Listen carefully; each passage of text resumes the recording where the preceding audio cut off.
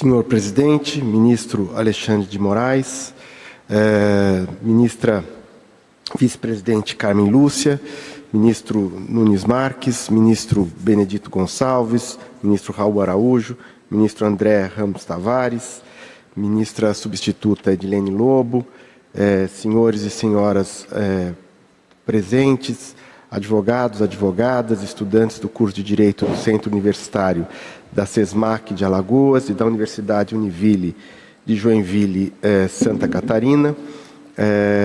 Saúdo também a doutora Lócio, que sustentou na tribuna. Como foi dito aqui, trata-se de recursos especiais interpostos em face do acórdão do Tribunal Regional Eleitoral de São Paulo, que, por unanimidade, negou provimento ao recurso para manter a sentença que não acolheu as impugnações ofertadas e deferiu o pedido de registro da candidatura do prefeito eleito na eleição suplementar de Ribeirão Pires. Nas razões dos recursos especiais, os recorrentes pretendem o indeferimento do registro de candidatura do prefeito eleito, com base na inelegibilidade reflexa do artigo 14, parágrafo 7º da Constituição Federal, que prevê a inelegibilidade no território da jurisdição do titular, do cônjuge, dos parentes consanguíneos ou afins, até o 2º grau ou por adoção do Presidente da República, governador de Estado, território do Distrito Federal e prefeito, ou de quem os haja substituído dentro de 6 meses anteriores ao pleito, salvo se já titular de mandato eletivo e candidato à reeleição. Afigura-se inaplicável o tema 781 de repercussão geral, tendo em vista as seguintes peculiaridades do caso. 1. A anulação do pleito ordinário não decorreu de conduta ilícita praticada por Clóvis Volpi, mas por inelegibilidade superveniente prevista no artigo 1º, inciso 1G da Lei Complementar 64. O recorrido, filho do prefeito afastado, ocupou, por força do mandamento constitucional, o cargo de gestor do Executivo Municipal pela condição de ter sido eleito presidente da Câmara Municipal de Ribeirão Pires. O prefeito afastado estava no exercício do seu primeiro mandato e era reelegível. De tal sorte que, em relação ao tema 781, entendo que há pelo menos 2 elementos aptos a distinguir o caso vertente do caso guia do tema 781. De um lado, o candidato tinha uma condição de exercício do Poder Executivo e, portanto, é equiparável à condição de disputa da eleição suplementar à condição de um candidato exercendo a chefia do Executivo a ser candidato à reeleição, que nesse particular estava absolutamente autorizada constitucionalmente.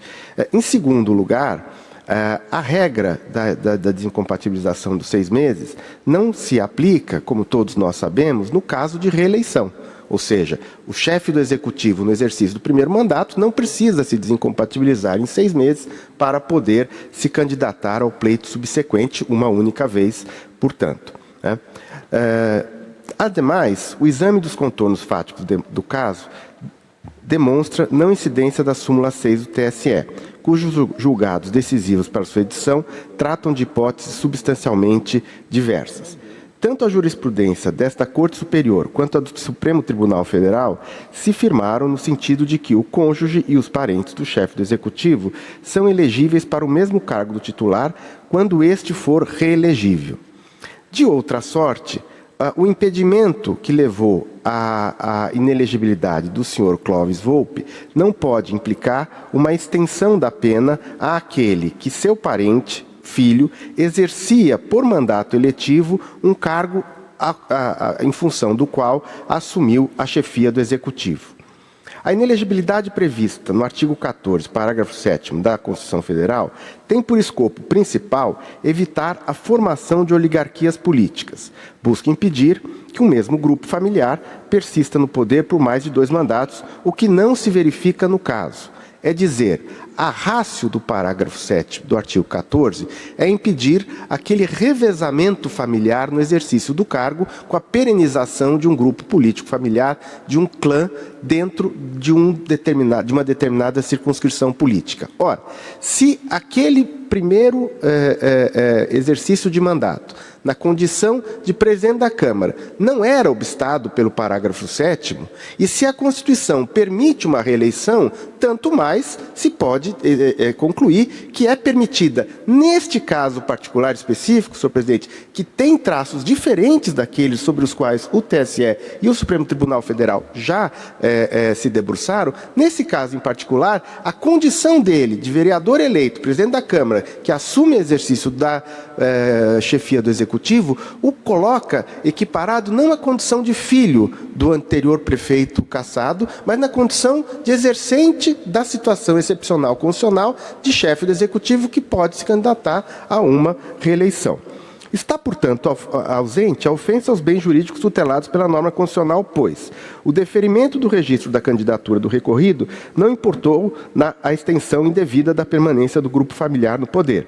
2. O mandato em que, em tese, poderia ser disputado pelo pai, acabou circunstancialmente sendo disputado pelo filho, não na condição de filho, eleito pelo pai como seu sucessor, mas na condição de exercente da chefia do Executivo pela circunstância constitucional e eletiva de ser vereador, presidente da Câmara. 3. Tanto o afastamento anterior do prefeito, pai do recorrido, quanto a designação de novas eleições decorreram de eventos autônomos não sujeitos à vontade do grupo familiar. A efetivação do afastamento ocorreu op leges, com o julgamento dos recursos interpostos nos autos do recede pelo TSE, nos termos do artigo 216 do Código Eleitoral.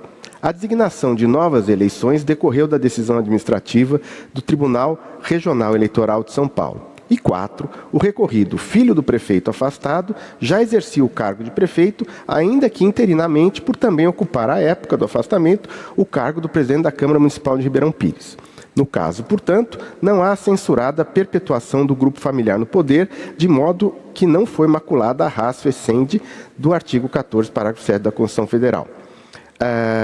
A inelegibilidade, objeto do artigo 1º, inciso 1, letra G, da Lei Complementar 6490, não colheu o anterior prefeito reelegível.